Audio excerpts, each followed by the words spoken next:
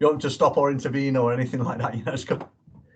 Great. Well, welcome everybody. Thanks for attending. It's a pleasure to welcome Margaret Greenfields with us today, and myself and Margaret have been doing some work more recently on Gypsy Traveller Roma communities, and Margaret has a long history of working with these groups as well. So, as I say, fantastic having Margaret with us. Margaret's a professor. Is it social policy before, Margaret, or have I got that wrong? Anyway, you'll introduce yourself in a minute. And you'll be joining Anglia Ruskin University very shortly, won't you? As a I will, yeah. So I mean, I'm just going in there to start induction basically in December and start properly early in January. So yeah, social policy and community engagement. And I initially trained as a lawyer before I became a social policy practitioner, working in policy organisations, doing a lot of government work, and then eventually went off and got an ESRC sort of funding to do my PhD, which was on travellers' engagement with social work, in fact. Ah, okay, fantastic. Yeah, great. 2002, I did that, finished that. So what I'll do, I mean, I just recommend everybody, post questions in as we're going along, but we'll let Margaret do the presentation, and I'll come back to some of the questions at the end. So again, use the chat function, and we'll pick up some stuff there, and Mina will as well. So I'll turn my video off now, Margaret. So and then you can, as I say, just let me know as when you want the slides moving on. Okay, and so if you could give me, say, a 5-10 minute warning, sort of, if possible, and I can always speed up as I go. Yeah, perfect. Yeah, I'll do that. I'll bring the presentation to a close 10 minutes before, and just let you know and give you a warning before doing that. Great. Thanks, Margaret. Over to you. Okay, well, thanks everyone. Thanks, Ryan, for inviting me. Lovely to see everybody here today. I'm not sure if you're all internal or not to Heriot-Watt. I'll work on the assumption you are, and maybe in chat box there's additional questions and people got particular other experiences or come from other external organisations. We can talk about that as well. So what I'm going to present on today is a piece of work which was undertaken last year with my colleague Carol Rogers, who you can see her name there, who's also at Buckinghamshire New University. And it's a pilot project which was funded by the then Ministry for Housing, Community and Local Government, which I think is now Levelling Up Communities and Housing. I can never remember the new acronyms as they change. And it was commissioned by an NGO called Report Racism, GRT, which has emerged from Gate Hearts, which is Gypsy and Traveller Exchange, Hertfordshire. Have next slide, please. Thank you. So the background to the project, it was commissioned to undertake research building upon a lot of anecdotal evidence of suicide rates. So I've obviously worked with the populations for, it's got to be 30 odd years now, and there hasn't really been any major substantive research into suicide rates amongst Gypsy, Traveller and Roma communities. What we have known anecdotally is that they are greatly overrepresented per their size, or at least we anticipate they are, because anecdotally practitioners, health workers, NGOs report extremely high levels of suicide and parasuicide. And certainly I don't think I'm aware of a single Irish traveller family who hasn't been touched by suicide to some extent, and large and increasing numbers of Romani Gypsy communities. I'm rather assuming or hoping that you are familiar with the terminology I'm using here. So G for Romani Gypsy, T for Irish traveller, although as you'll see we also interviewed a few Scottish travellers within this piece of research, and R for migrant Roma communities. But nobody really knows a lot. All we know is that anecdotally there's high rates of suicide, parasuicide. We have got evidence about increased rates of mental health problems. And we do know from an Irish study that there's a great deal of overrepresentation in suicide amongst Irish travellers, but nobody really got to the bottom of this.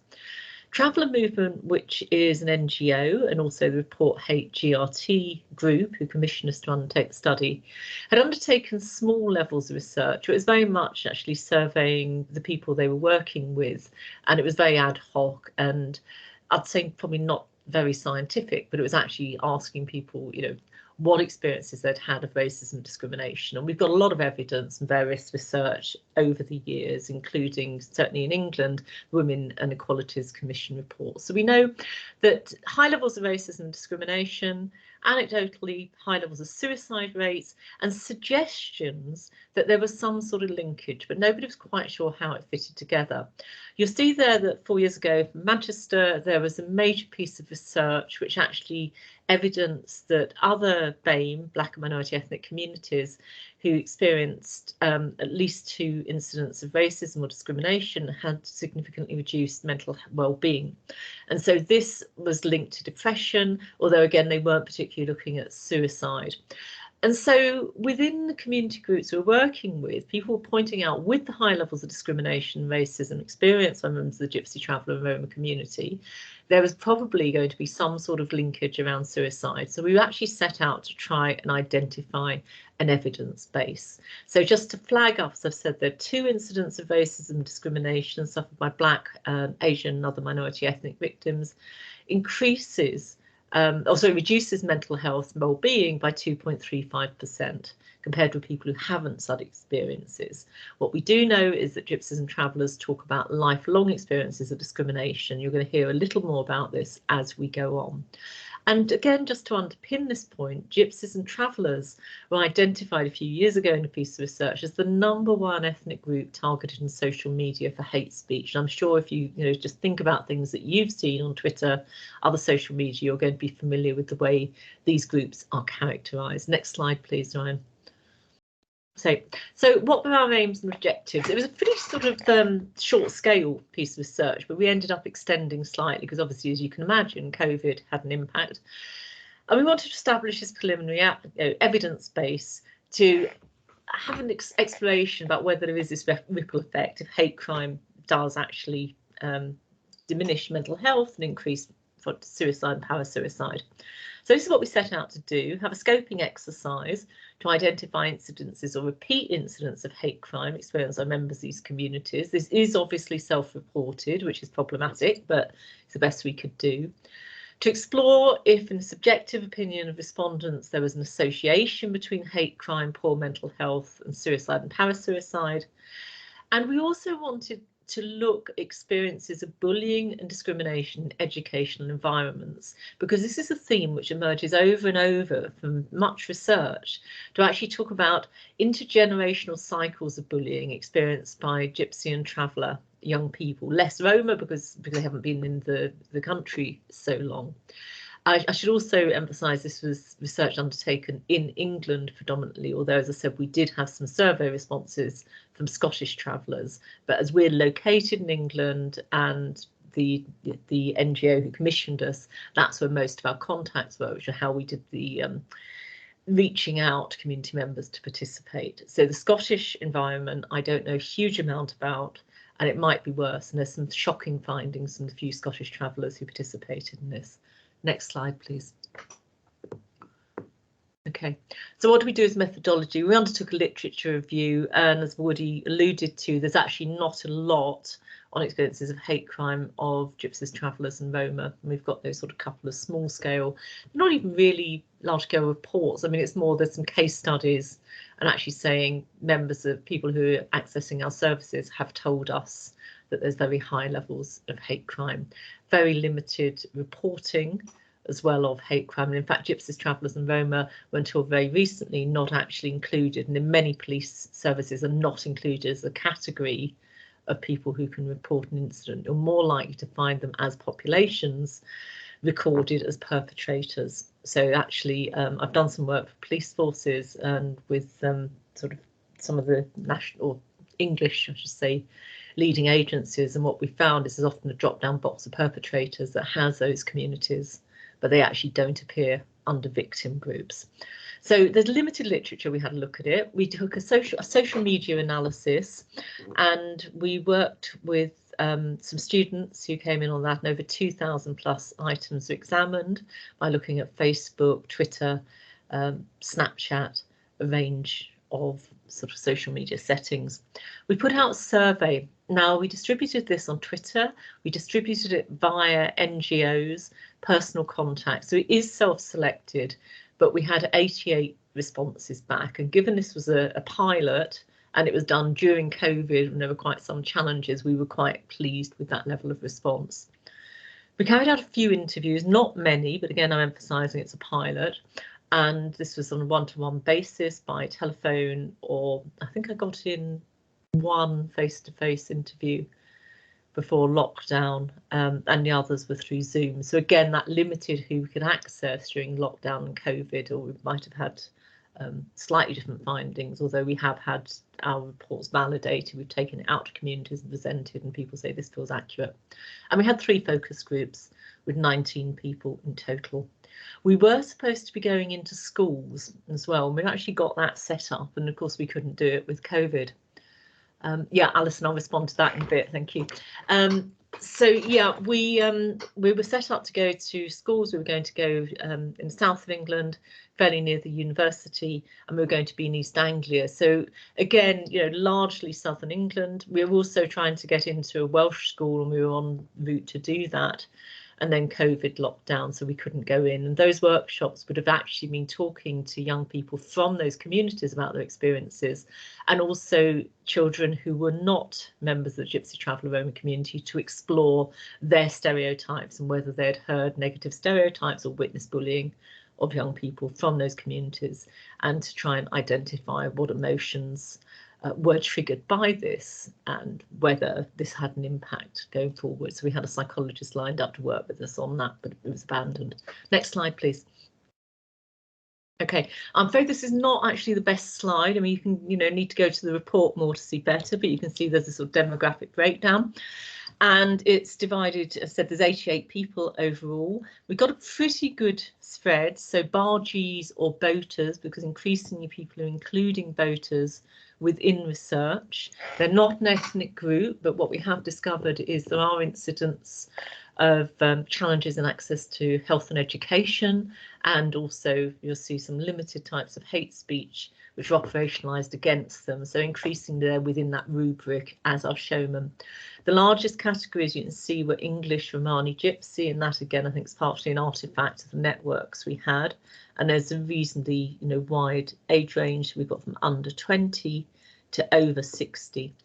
We had Irish travellers, 11 participants, Roma, mainly Romanian, but not exclusively. We also had some Czech and Slovak Roma. And you see we had 6 Scottish Gypsy travellers who also participated in research, 2 show people. It was very interesting because we didn't expect the responses we got from them, and this has led on to some further work, and 3 people who self-identified as Welsh Gypsies. You see there's another category of 17 people who are other, and I have next slide please as well. I think I might go into some more detail. Okay, no. Okay, so the other groups actually sort of were people who might be of mixed heritage. So for example, we had someone who was half Irish traveller, half Roma, migrant Roma parentage, some people who are mixed showman and gypsy, Scottish traveller and non-Scottish, for example. So it came under the other category. So what are we talking about when we think about hate crime? Essentially, we're using this, you know, Home Office fairly standard sort of rubric here, and it's a criminal offence perceived by the victim or any other person to be motivated by hostility or prejudice based on personal characteristic. Race hate crime can include any group defined by race, colour, nationality or ethnic origin, including countries within the UK. And this is very interesting that they include Gypsies and Irish travellers specifically there.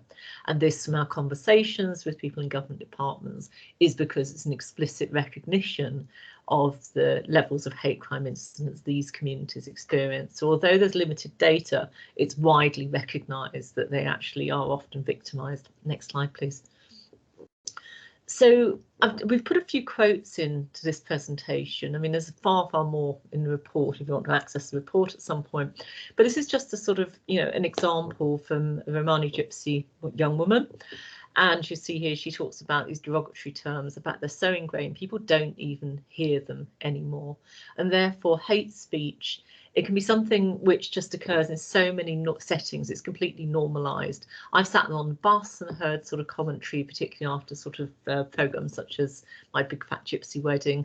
I've also taught in various contexts where you've had health professionals, social workers, people who one would expect to be more alert and sensitive to racialised slurs, actually sort of used some, really negative terms in the past. So here's this woman saying that it's used to describe Gyppo, to describe anything that's dirty by another school child. Politicians use it, and that's a theme which emerged strongly was about political discourse, and this binary between Gypsy and Travellers and the law-abiding citizens. So I think it's quite a powerful quote about how, as communities, they're largely positioned as invaders, and this point about using military-like terms, swarms, invaders. Those people who are taking over. Next slide, please. Okay, so what were some of our key findings in relation to how common hate speech is? And what we found, you can see here, is 78% of respondents said it happens very often. And quite a few people spoke about experiencing this sort of level of toxicity on a daily basis. So it might be something that's said to someone face to face, or it might be something that they read, whether it's on social media, it's in a newspaper, those sort of presumptions of negativity. And you see 18% selected sort of often, and only 3% said it's something that occasionally occurs, that they don't see that often. So we gave sort of drop-down boxes as well as other, people could write in. And the most common types of hate speech or hate crime, you can see there's a sort of blurring there. It can be something which is as explicit as, using derogatory language towards someone. It can be discrimination as well. So this is slightly problematic how it's blurred. But what we said was 94% of people talked about exclusion, discrimination, and this sort of use of negative terms or presumptions. And certainly in my own practice, and I'm sure there'll be other people here who've experienced this, maybe going into a GP surgery or something with someone from a Gypsy or Traveller community, and at one point I was told, you can come in, but they pointed at me, and actually being told to the woman I was with, she can stay there. So it just happens very, very commonly. There's a lot of research, we can send links around if you want, about this sort of discrimination, access to services. 89% of people talked about this reinforcement of negative stereotypes, and that happens in many, many contexts. So it could be in schools, and again, we picked up a lot of evidence of people talking about teachers using sort of just negative perceptions, negative terms. For example, children, I don't know, something goes missing, it becomes a sort of presumption that it might be a traveller child. This is something actually came out in Scotland as well as in England and Wales, that if something, I don't know, there's been some fly tipping or damage, it's someone from a member of those communities. These negative stereotypes are very common. And 87% of people spoke about social media abuse in relation to their community. And some occasions, and we picked this up in focus groups, it could be deliberately targeted against an individual, because perhaps they've spoken out or they seem to be quite high profile about their identity, or in other cases it could be just generically about Gypsy, Traveller and Roma. And again, I'd invite you to reflect upon things that you've seen in the press and social media. Media incitement to racial hatred. So in a sense, this is sort of going up a step. This isn't sort of discrimination, but this is actually incitement when you actually think about the language used, the images used. 82% of respondents identified. And we had 78% of respondents actually writing about bullying and significant hate-related incidents experienced by either themselves or their children. And I've done other work on this in the past to some extent, and this is a piece of work we've just finished over the summer as well. We're talking about people's attitudes to remaining in education. It's a theme that arose again and again and again. Bullying in schools, name calling, teachers having negative perceptions. And we know that poor mental health can start early, and this is a theme we'll be picking up on later. But if there are these sort of adverse childhood experiences, such as exclusion, hate speech, bullying, and perhaps there's poverty, domestic violence, other issues going on in the home, it's obviously going to have a significant impact on a young person going through their life. So this theme of early start and lifelong victimisation emerged very, very strongly in this study, and also as synergies and other pieces of work we've done, attitudes to education. Next slide, please. Okay, so we said to people, if you feel that you or other people around you have experienced this sort of hate speech, what are the impacts? How does it make you feel? And 77% of our respondents provided additional comments. So we'd already asked them to identify what they'd experienced, but actually, you know, how did they feel about it? What were the impacts? And these were the main categories. On mental health, so people spoke a lot about depression and anxiety, and there's a lot of quotes in the report on this. Yeah, the other impact, another key one, was withdrawal. So a sense of feeling angry and suspicious of mainstream society. You know, there's a quote somewhere where someone's saying, well, look, if they hate us, why should I actually bother to be anything else? Why should I actually bother to mix with these people? So you have that sort of narrative, that binary of us and them if people are othered. Learning to live with it. Now, that was surprisingly common. People saying, well, look, it's just lifelong. You've just got to get on with it. And quite a lot of narrative came out with people saying that the language used against them as members of those communities would not be accepted against other minority communities, because obviously Gypsies, Travellers and Roma are ethnic minority communities and technically protected under the Race Relations Act and Equalities Act. But this learning to live with it because there's nothing you can do about it was very strong. Self-medication, harmful behaviour, and particularly young men, we heard fighting alcohol use was very strong as well, and a number of people spoke about suicide as well as depression and anxiety. Again, here's a quote. This is a Welsh gypsy man, quite young, and he says here, he talks about the challenges when we get asked to explain as a community a single person's action. They said it never happens to white British or black people of other ethnicities. Now, I mean, obviously that's a moot point, that's their own particular assumption, because I'm thinking, for example, how Muslim people are often characterised when there's been a terrorist attack or someone who shares a religion. But this sort of presumption that one gypsy is or traveller is bad, therefore everybody else is, which is a narrative which plays out in the media.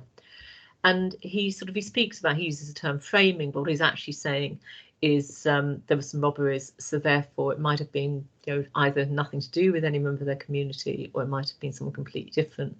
But then they're pulled up repeatedly and stopped by the police, asked where they are, where they've come from, and to account for their movements. And in a number of cases, they pointed out they had been nowhere near the area and hadn't, you know, had an opportunity to be anywhere near burglaries, but they were immediately presumed to be a suspicious community. That's borne out as well with some of the research we've undertaken with police forces, and we actually looked at, you know, the attitudes towards travellers and presumptions. Next slide, please. Okay, so again, just a few more quotes here. I'm not going to read these through for you. You can see them yourself if we leave them up for a bit. But I thought it was very interesting that in focus groups or in interviews or in surveys, we have sort of a broad similarity here where people actually, I mean, okay, we've said we're interested in looking at how does someone feel as a result of experience of discrimination. But this theme here, people talk about damage, they talk about the lifelong impacts, people repeatedly talk about children. So, you know, children in school, young women, wherever they go, this hate crime. Someone talks about being discriminated in school, complain to their mum and being told, look, it just happened to me, we just take you out of school.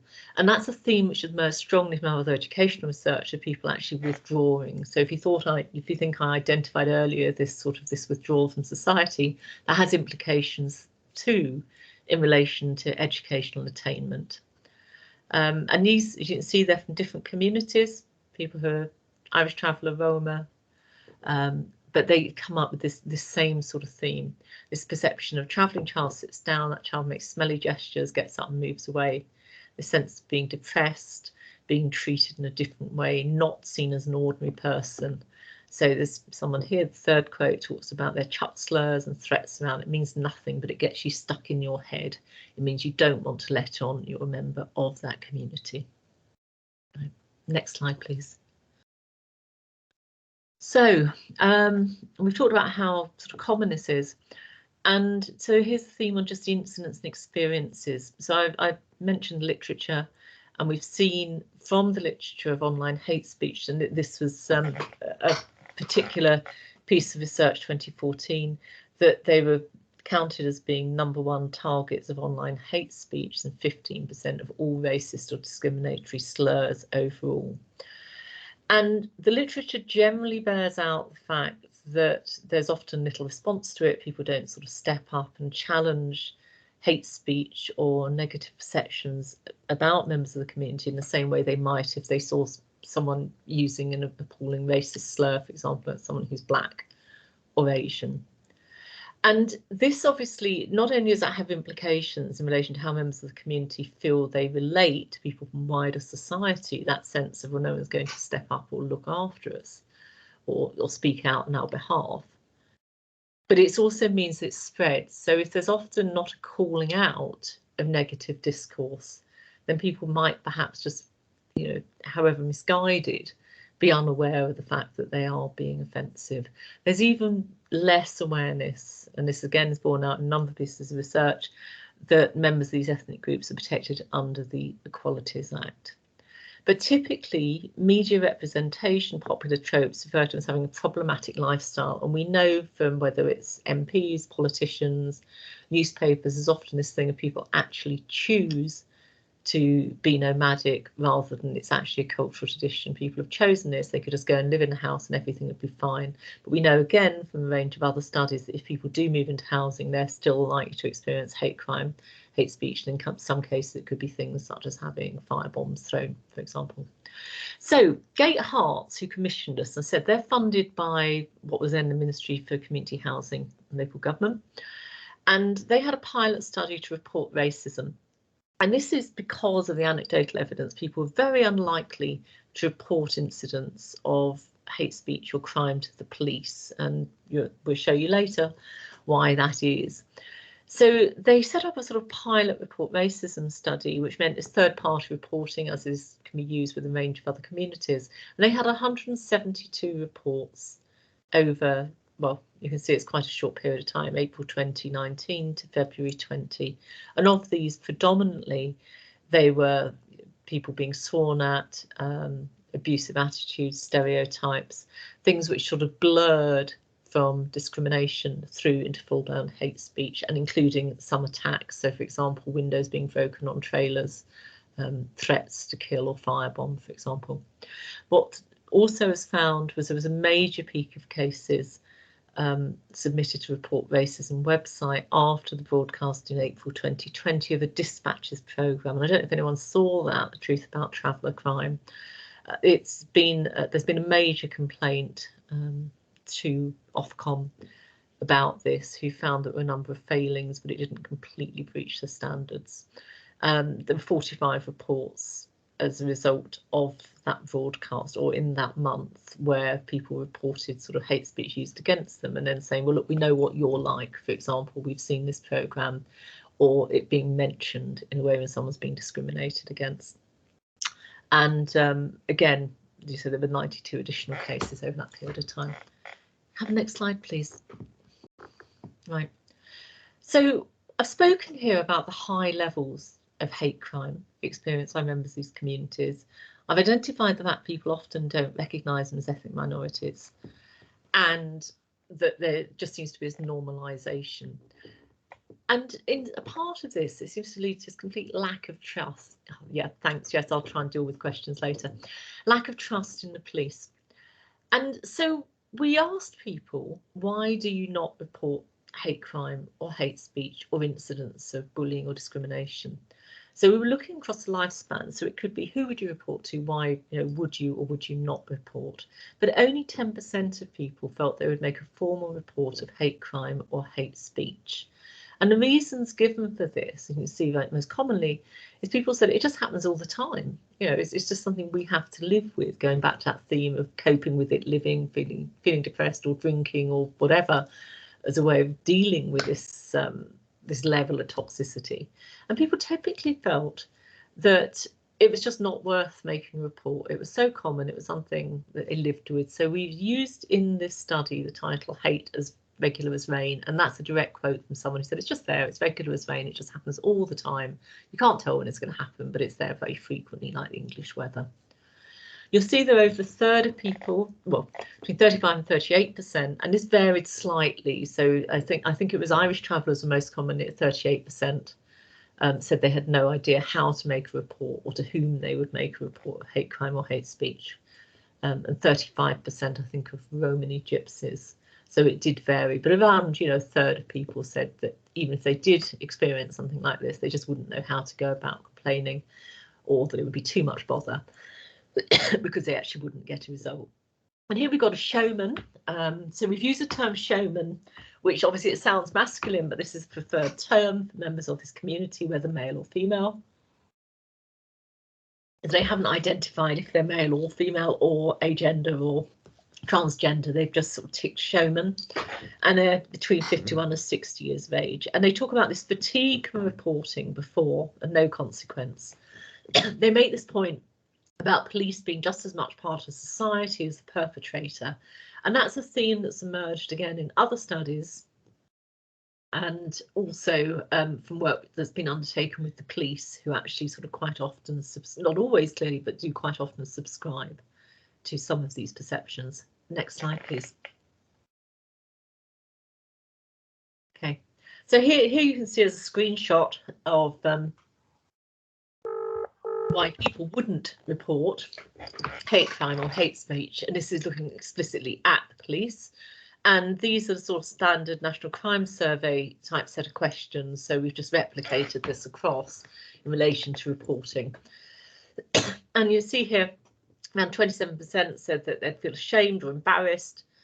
Very high percentage, 88.5%, did not think the police authorities would do anything.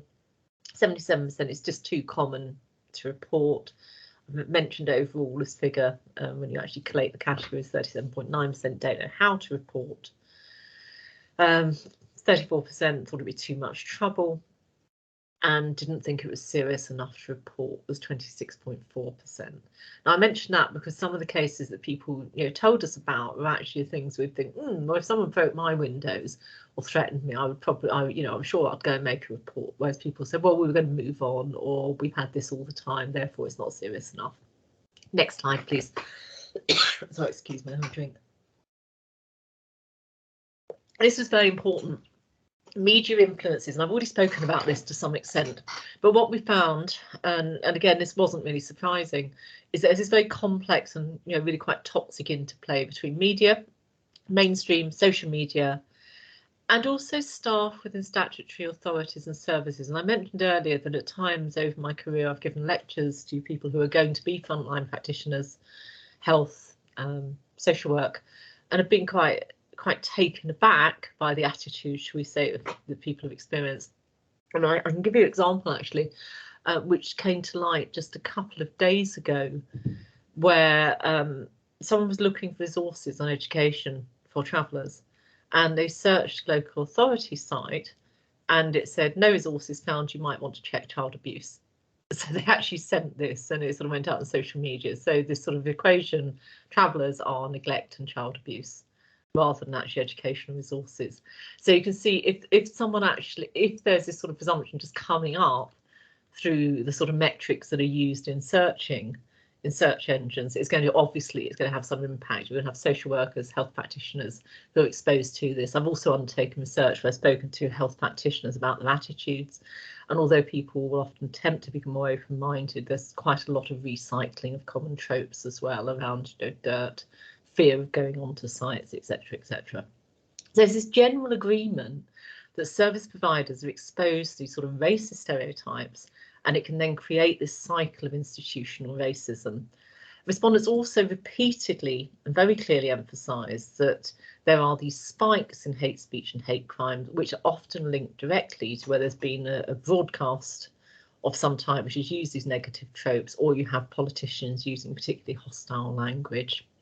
So a theme that came out, very closely, we had one focus group on media because we were carrying out this interview during times particularly notorious, just after this particularly notorious programme, was how there's this sort of non-verbal imagery that can be used.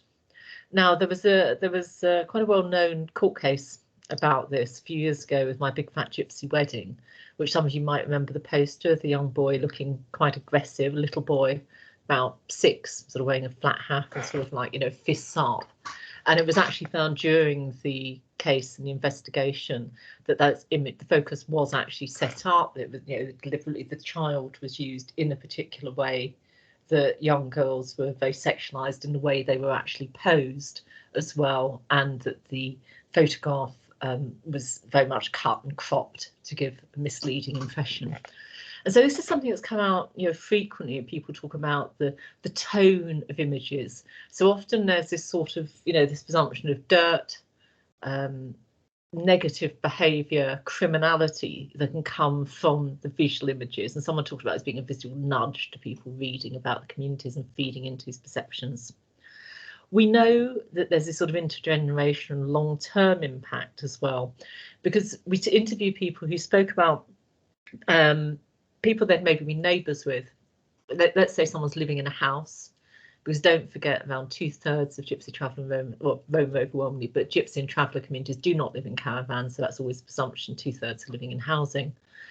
And it might then become clear for some reason to a neighbour that someone is a traveller or a gypsy, and that sort of shift in perception, the language and the attitudes towards them, once that becomes clear.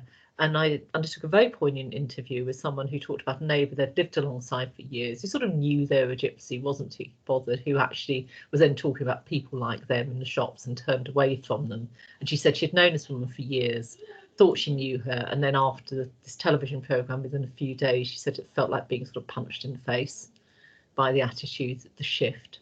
So you have these sort of cross-generational impacts as well. I don't know if I've got a quote in there, but there's someone talking at one point about their child after that programme was broadcast in 2020, saying, the young girl saying, I'm glad that we got COVID, so I don't have to go to school, so I don't have to put up with the terminology people were using about our community. So can I have the next slide, please? Right, so here, I'm not going to read this. We've just got a few quotes here you might want to skim through. Oh, 10 minutes, goodness, I'm far too slow. Okay, I'm going to have to really speed up. Thanks, Diane, for putting that up. So yeah, so media reports, high profile evictions, and here there's sort of political issues and elections, and people talk about needing to hide their identity. Next slide, please. So I'm really going to have to speed up here.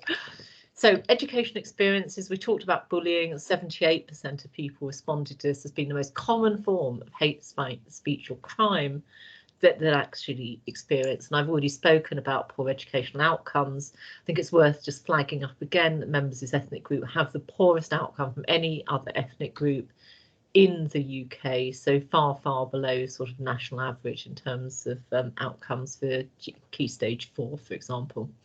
And this seemed to be quite linked to early removal from school, whether homeschooled or not, and parents often sort of citing bullying and discrimination. We found too, when we interviewed young men, there was often this cultural and gendered expectation, you have to stand up for yourself. So therefore, if someone's being racist or bullying, then you hit them back. And this seems to lead to a downward spiral of school exclusion or getting a reputation. I interviewed one young man who actually said they were very lucky not to end up with a criminal conviction. They were excluded, and actually had a teacher who said, I know what you're going through. You're basically going to get kicked out of school if you do this.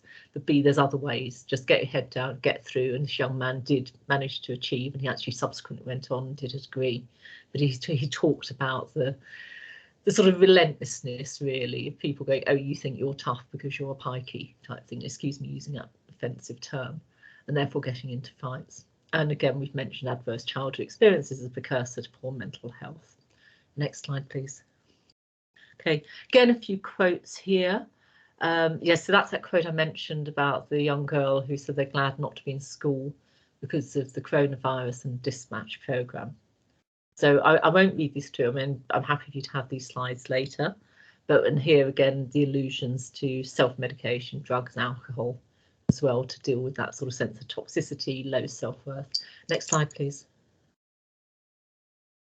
Okay, again, I won't read this, but I thought it was quite powerful when someone talked about a child having to be almost schizophrenic, these different personalities, where they're exposed to this particular type of negative language in school and the media, and then at home they've got this sort of particular different culture where they're part of a close-knit community and having to sort of be two things in two different places. Next slide, please. Okay, mental health. This is the key. This is really the crux of it. Okay, so I think it's just worth stressing this persistent grinding and demoralising effect.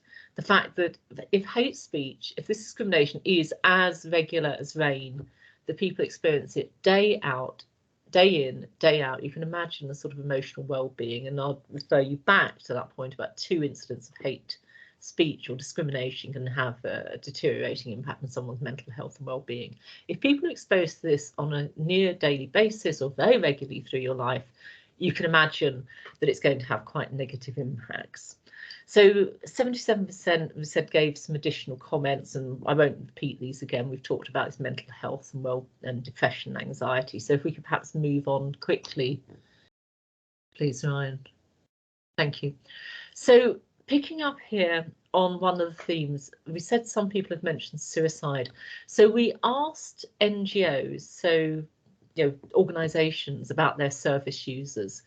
43% of survey respondents who worked for NGOs talked about suicide amongst their clients. Okay, now of those respondents, 12 were not members of Gypsy, Traveller, Roma ethnic groups, but actually worked for NGOs who worked with those communities. And a number, the 20 people, worked for NGOs, but were also a member of that ethnic group. And of those, you can see here we had a significant number, 43% of the survey response, who worked for NGOs, talked about suicide or attempted suicide amongst their clients in the last 5 groups. And what we picked up were 56 examples of death by suicide in the previous 5 years. But I'll just highlight here the most striking incident of the numbers of multiple suicides.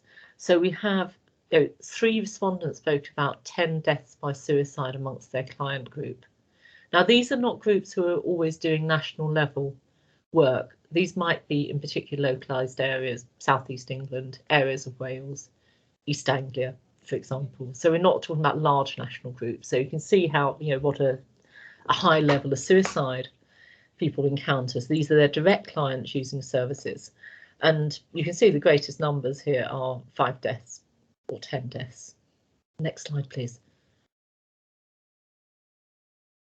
We also asked people, community respondents, members of the GRT community, if they'd had suicides in their families. It's a very sensitive question, and we obviously check this with people before we put it in.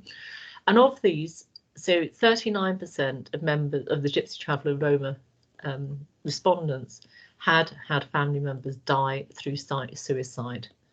And that this was at least one family member. I've still got a message, 5 minutes. Next slide, please. I'm going to have to really zip through. And you'll see here again multiple suicides. The 2 suicides most common. The person who had 18 suicides amongst their extended family network, and admittedly this is a large family, large extended family, they were a Scottish traveller. And we also have one Scottish traveller who has 6 suicides in a family. So there's definitely something going on there which needs further research. But you can see that most people had more than 1 death by suicide in their network. So 62 suicides in the previous 5 years. Next slide, please.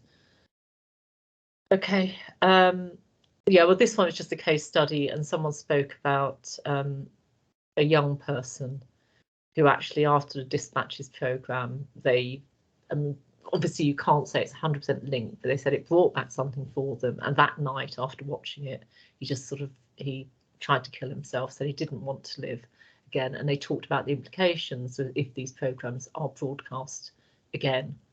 Of what actually happens, so there's no awareness of the sort of the impact on community members. Next slide, please. Okay, so what's our conclusion on this? Well, basically we're saying is this lifelong experience of social exclusion is exacerbated by negative print, social media, and often toxic online and political discourse. And we found that it was deeply implicated in the narrative of parasuicide or deaths by suicide. It is only a pilot study, as we've emphasised. There's a lacuna in data. The NHS data dictionary doesn't include Gypsies, Travellers or Gypsies, Travellers or Roma. We keep being promised it's going to occur, but it hasn't yet, even though it's been a number of government reports and recommendations. It makes it difficult. It's also sort of very difficult to actually track through coroner's reports. But what we're saying is the findings add this nuanced, persuasive layer of evidence to suggestions that they are represented in figures of those taking their own lives, and that hate speech and hate crime are exacerbating factors. There's just 2 or 3 slides we very quickly flick through, which are just recommendations. So we came up with a series of recommendations on mental health and well-being, and a lot of this is about training for professionals and to ensure that they're included within suicide prevention plans, and there's additional training. Yeah, next slide, please. Okay, Again, we came up with recommendations on policing and hate crime reporting. This once more comes back to additional training for those services, and the fact there needs to be more third-party reporting, because if people don't feel safe actually reporting directly to the police, then there needs to be some support in the way there is through such as things as Tell Mama for other ethnic minority groups, and the Ministry of Justice to review CPS data. So we've had some meetings with Crown Prosecution Service as well, who are very interested in these findings. Next slide, please. Okay, education. There needs to be greater recognition of the culture and challenges faced by members of the communities in school, and there needs to be robust, policies and good practice in relation to support of children and routine incorporation of GTR culture and risk of racist bullying in teacher training. Next slide, please. Okay, community facing. I won't really go through this. I think it's more about building solidarity. So I think we can probably skip this, but we feel there is a very strong need to, build awareness, public awareness campaigns, and to link up with the issues, racism and discrimination experienced by GTR populations and other BAME communities. And that's something that's already beginning to occur in last year. Next slide, please. Okay, there's the link to the full report if you want it. We had quite a bit of media coverage when this came out. The Guardian did a report, The Independent. That's actually a comment piece, the Gallagher, by an Irish traveller who's actually doing his PhD, and he actually said, well, these findings, they're just resonant with my own experiences. Well, I hid my ethnicity for many years and bullied severely in school, was told it'd never amount to anything, and he'd probably just end up in prison as a direct result of being a member of that ethnic group. I think that's it, unless there's another slide. There might be one after. Oh, that's just a few selected references. Thank you. I think next one is just any questions. We're probably out of time, I'm afraid, but I'm happy to stay. Thanks, Margaret. No, we have, that was okay. We've got 10 minutes for some questions before the end of the session. I mean, thank you, Margaret, for the presentation itself. Some pretty sobering accounts there of people in the communities that you spoke to. And I mean, I could pick out some notes on some sort of really things that really stood out, regarding this sort of normalization of that hate crime as if it's an everyday thing that people should accept within these communities. And but interestingly, I do an exercise, Margaret, just on that note, from one of your past works, actually, with one of our undergraduate classes, year one students on the geography program around stigma and discrimination, and because it's a group that the students have not come across before, which is quite telling in itself. But to go through and sort of pick out what some of these things are, and I think sort of life expectancy figures, health and well-being outcomes. I think I picked up on there was about the sort of life course impact of this exclusion as well. This isn't and that's actually one of the questions I have, but I'll put it out to the group, everybody first, and just see if there's anything coming. I know Alison had one earlier on, which was more of a methods one, which was around the social media analysis and how you went about doing that. Oh, okay, yeah, so I've just gone into the questions. Okay, so what we did was we worked with some students and we asked them to do a search. There are some particular tools that you can use to search Twitter and Facebook. Obviously, this was students doing this for us, and we went back and double checked, but I wasn't monitoring all the time, but it said over 2,000 items. And these were then grouped into neutral, positive or negative, depending on particular keywords and also the overall tone. And so what we found was that negativity was, unsurprisingly, perhaps more common. There was also quite a number of neutral words. Positive words tended to be associated with things that were quite performative. So it's around arts, for example.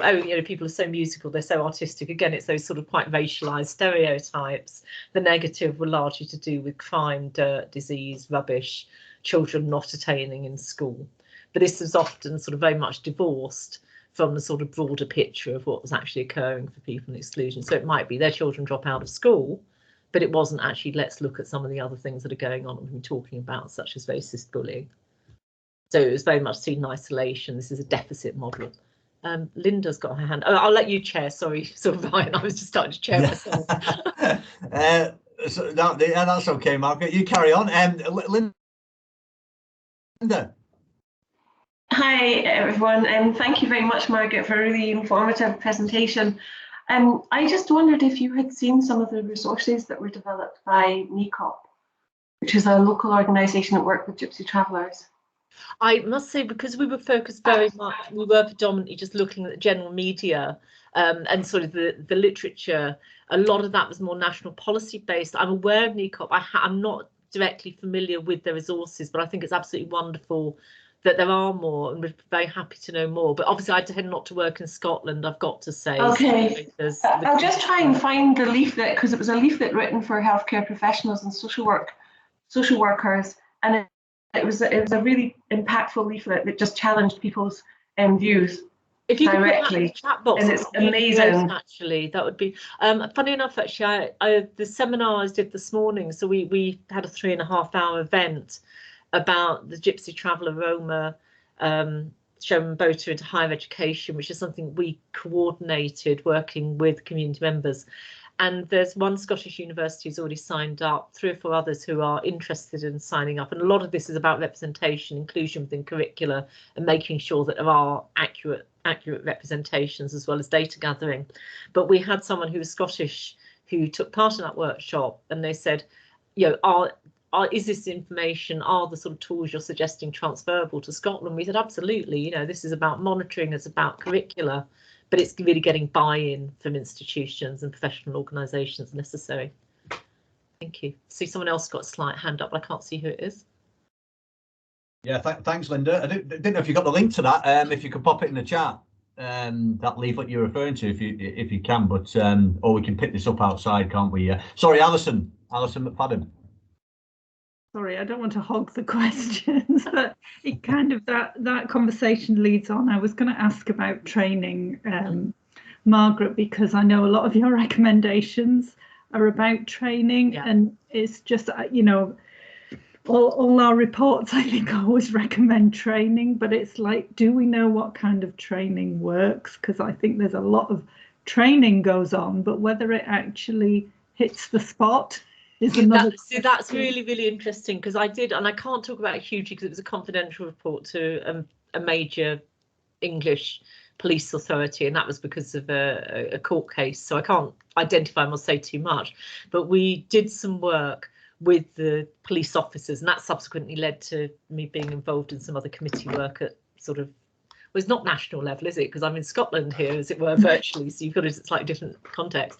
But one of the things that came out was sometimes you'd have, say, police officers undertaking training, and then they'd be asked, you know, sort of an attitude assessment, and actually it got worse after training, because it's almost a bit, we've seen this, haven't we, with things like Black Lives Matter, where people feel hectored, or, you know, this term white privilege, and how so many people get really threatened and feel quite offended. So that's one of the problems. What we do have a pretty good idea of is actually where there is building up relationship. So it's over time, it's longitudinal, it's having that contact with people and actually recognizing that someone is an individual just like yourself, who has, you know, feelings, emotions, had experiences. How does this actually impact on someone? And I think that ties into quite a lot of other psychological reports with other research around other minority groups, where someone might say something online, but they're not going to say it to someone face to face, something that's offensive or racist.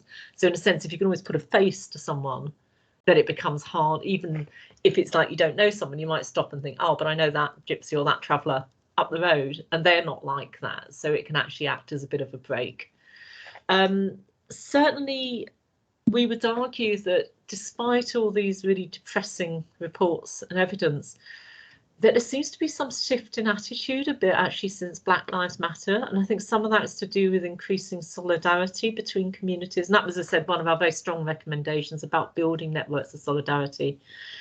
And therefore the beginning of an awareness. So interesting, we've had conversations just in other work and projects where you've had BAME activists who are actually saying, yes, there's white privilege, but gypsies and travellers might not necessarily have that same white privilege. And yesterday, a Romani woman activist, fabulous, done lots and lots of work on victims of domestic violence. And then Janie Cadona, and you might have seen, I think I tweeted out, so she received an honorary PhD from our university.